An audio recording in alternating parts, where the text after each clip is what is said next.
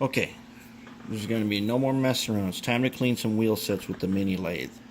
So I took this stick, which is a piece of wood. I wrapped a piece of cloth around it and taped it on. Right here I've got a pile of metal polish.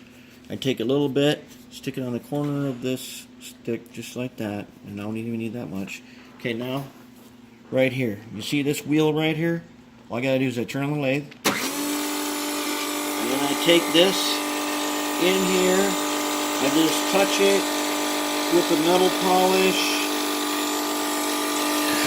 That's about it for that one. Then I also want to hit the back side, so I just go down in here.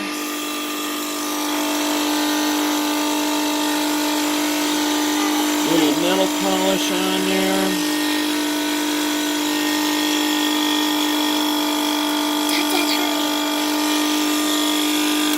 That's it, we're all done.